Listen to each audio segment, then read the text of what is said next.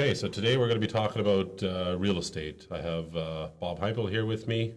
He's been a local realtor for the past, how many years? 8 years now. 8 years now, wow. So you've got lots of experience. So, all right, we'll get right into it. So tell me a bit about yourself. So you've been doing this for 6 years. What did you do prior to real estate? Yeah, prior to real estate, I did a number of different things. I managed a restaurant.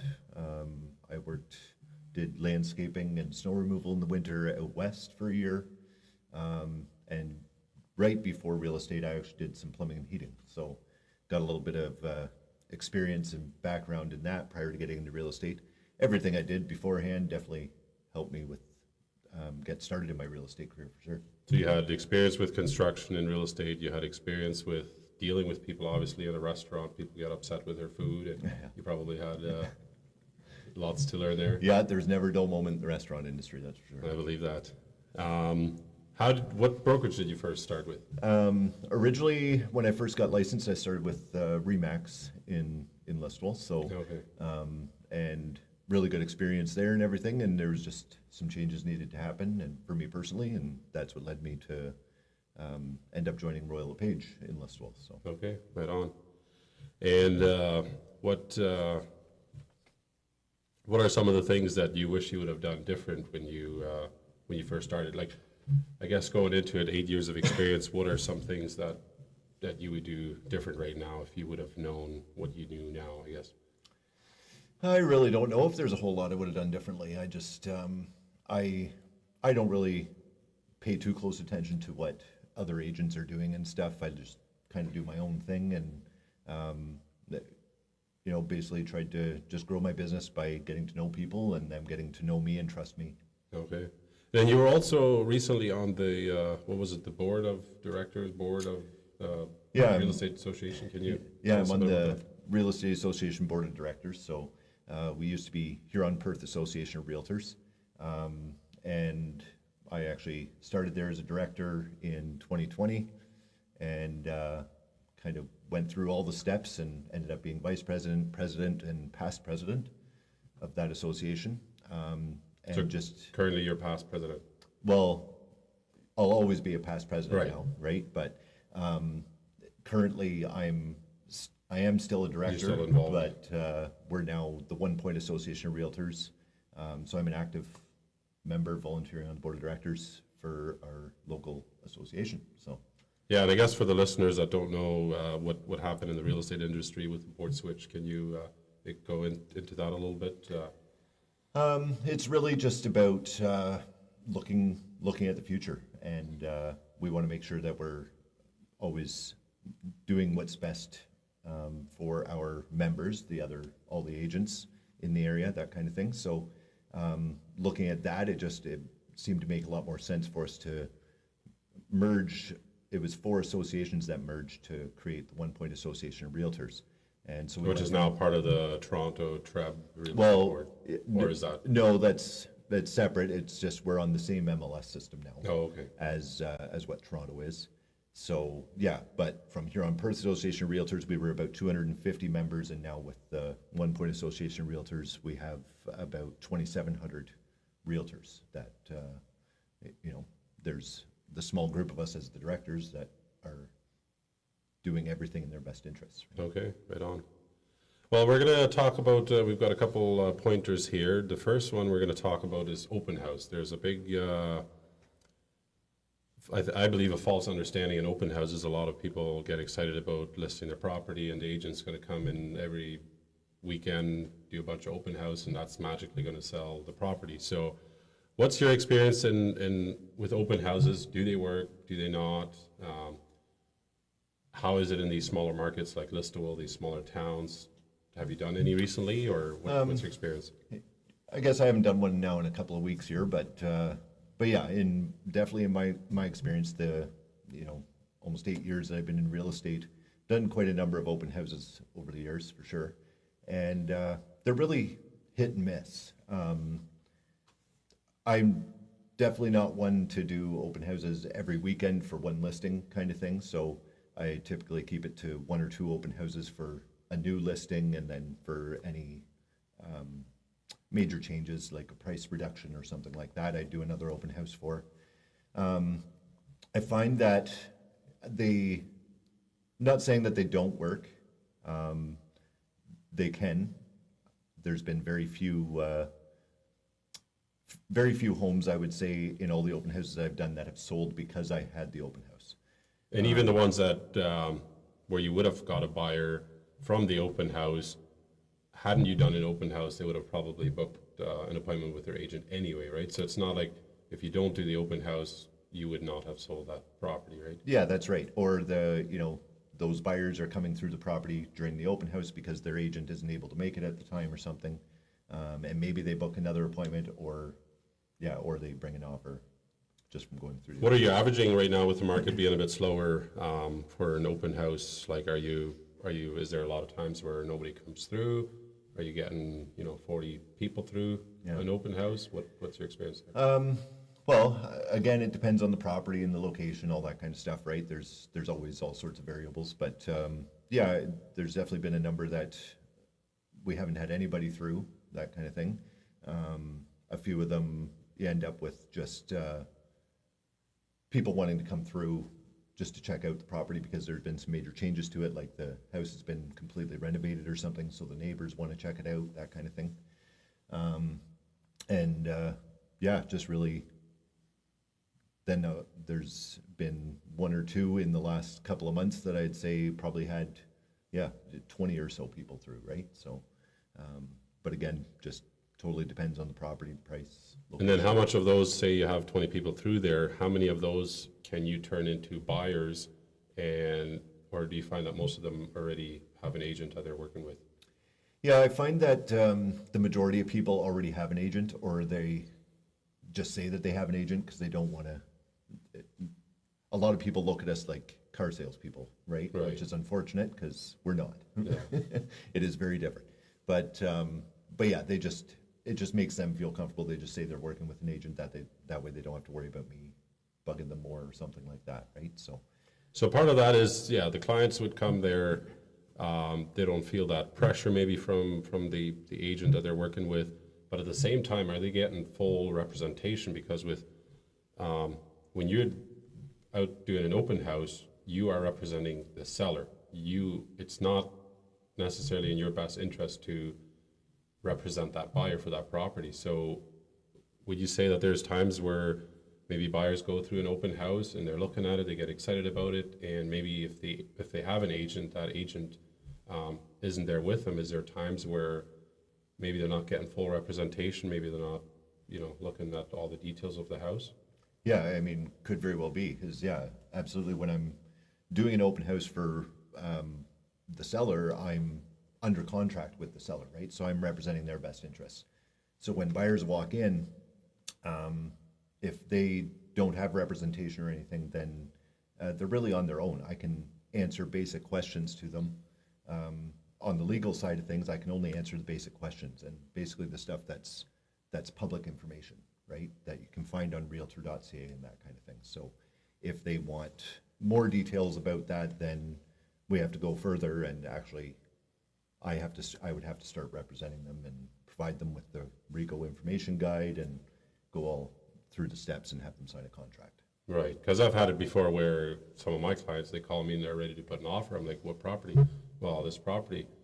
Well, should we book a showing? Well, they've already seen it at the open house. Mm-hmm. So I always try to make it there and look at the property anyway, just to make sure there's nothing that we're missing. But I feel like there's times where the agents are happy that they didn't have to take time out of their schedule and maybe look at it. So right. I guess in those cases, it'd be best to make an appointment with an agent anyway and look at the property, right? Yeah.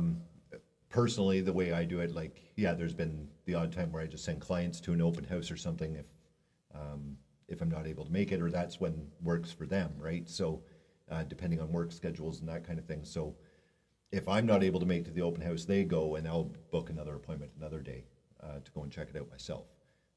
But again, there are certain instances where maybe there isn't time to do that or whatever that, but incredibly rare that I would write up an offer without actually seeing the property. And are you finding that a lot of these buyers that are going through the open houses, they're from like more the city, or most of them local buyers right now, I guess? I guess now, I would say we're looking at more of a majority of local people.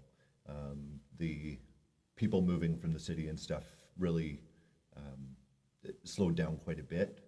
It's certainly still happening, but just not quite as common as it was a couple of years ago. Okay. Next, we have how to choose your right realtor. How are clients supposed to find a realtor that is not only active in the market, looking at properties all the time, but an agent that they can trust? I mean, all agents are to be trusted, but it's hard to work with.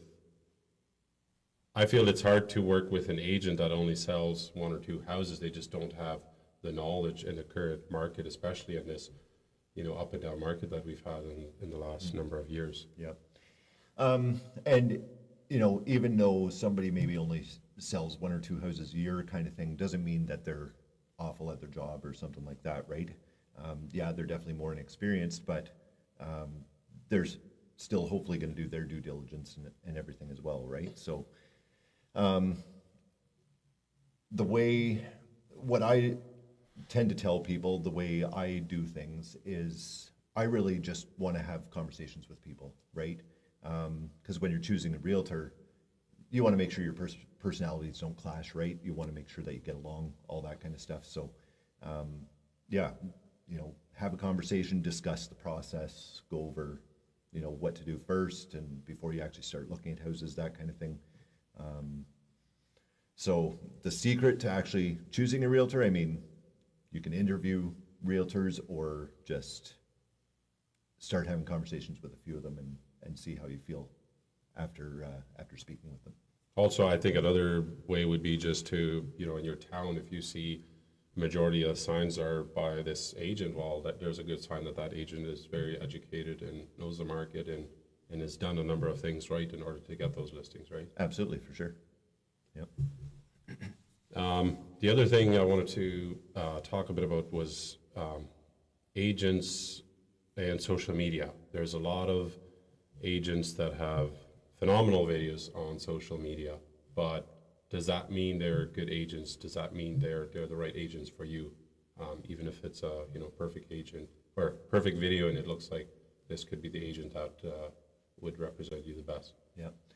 I mean, there's different views on that too, right? So I think just because somebody's really active and busy on social media, I mean, that can also take a lot of their time, right? So you have to kind of keep that in mind as well. If they've got crazy amounts of videos and stuff, if they're, I kind of worry about how much time that's being taken away from their clients, right? So is that necessarily the best? But there's a lot of great agents who have very active social media profiles and stuff too. And they're, doing a great job. They have their way of doing things, and every agent has their own way of doing it, right? Let's talk a bit about the market, current market, last 3 months, last 6 months, and what do you see in the next, 3 to 6 months? We all know things have been fairly slow, and they're not selling like they were during COVID. Where are we sitting right now, and what do you see in the next 6 months? Well, all of us wish we had the crystal ball to know what's happening in the next 6 months kind of thing, right? So we did just see another interest rate drop a little bit, right? So that's always a good thing as well. Where things have been, the markets, it's been slower for sure, not near as busy. Lots of inventory on the market for the buyers to choose from. So for the sellers, that's not necessarily as handy of a thing because there's a lot less competition for properties and stuff now, right? So that's where it was different in the COVID times because there was just very little inventory on the market so then everybody had to fight over them, right? Now buyers have lots to choose from, and it'll be, I think in the next 3 to 6 months, I totally think it's going to pick up even more yet. So. Yeah, and I guess we always go through those cycles. Like in the summer, it's slow because kids are out of school, people are on holidays, camping, and then as soon as September starts, kids go back to school, and then I find that it usually takes a couple of weeks, and then, people settle in with their life again, and then they start looking for properties. Yeah, And sitting around home a little more and just looking for something to do, so they start looking at properties again. yeah, exactly.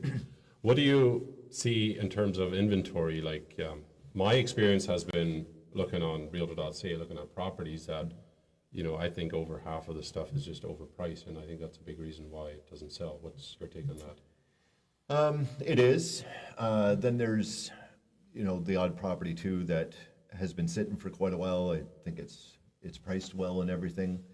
Maybe not in the best location or something like that, right? But again, the price seems to justify it. It's just a matter of the buyers aren't there right now, right? So, but every day there's more buyers starting to look. So sometimes it just takes time, right? I know of, like, there was a listing not long ago. I think it was sitting for probably 2 months, and then just all of a sudden it took one buyer to come through, and it was the right one for them, right? So, Well, we had one, I think it was sitting on the market for about 7 months, almost a year, and it finally sold. It didn't sell for asking price, but I was surprised how much the sellers were able to get. So yeah. And as long as everybody's happy, that's all that matters. Right? yeah, both parties need to be happy at the end of the day. Yep. What do you see, or I guess, what's the difference between buyers right now? Like, is there a larger pool of buyers in certain price point? Like, what's kind of the healthy price point of properties that sell quick? Yeah. What do you see there? The busiest right now for sure is the under 500. Under 500,000, there's lots of buyers for, a lot more than any other price range right now. So we see those properties, they don't sit on the market years long typically, again, as long as they're priced properly and that kind of thing. But yeah, that price range is definitely the busiest. Once you get over 500, then it really starts to slow down. And a property listed for, say, 650,000 is probably going to end up sitting for upwards of 3 months at the moment. Right. And then I find that anytime you look at the news feed on your phone, it's all about, the market is down, there's a big condo crash in Toronto. How much of that is accurate in our smaller markets here? Or do you see that there's a big difference? Well, I really just tell people to stop watching the news, because it's never good news on there anyway. Yeah.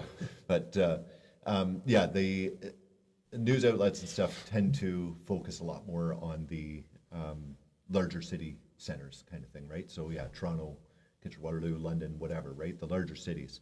The smaller towns like us around here, it takes a little longer, things change a little differently here quicker than in the cities, right? Mm-hmm. So like the cities were seeing multiple offers for a lot longer than what we were, right? So our price adjustment happened a lot earlier. The condos in Toronto and stuff, it's a major crisis right now, right? For sure. But we don't have as many condos and stuff out this way in the smaller communities yet. So it's that part of it doesn't really affect us quite as much, right? And I guess that's where, if you look at the overall Ontario or even Canada-wide price charts, they've took a bit of a dip in the last couple of years, last couple of months for sure. But I think a lot of it is also to do with condos, right? And like you said, around here, if you look at, I've been looking at some of the local areas, the average price, and in some cases, in certain pockets, it's gone up in the last year. So Yep, for sure. how many people do you find, or is there a lot of people that just simply can't afford a property, and what is the reason? Is it income issue? Is it, or like, why are people hesitant to buy? Is it affordability, or is it more they just want to wait for the market to turn around? What do you find with your buyers right now? Like, what's the reason they're not buying? All of the above, really. Like, for some people, it's like I've had buyers that have taken a step back because,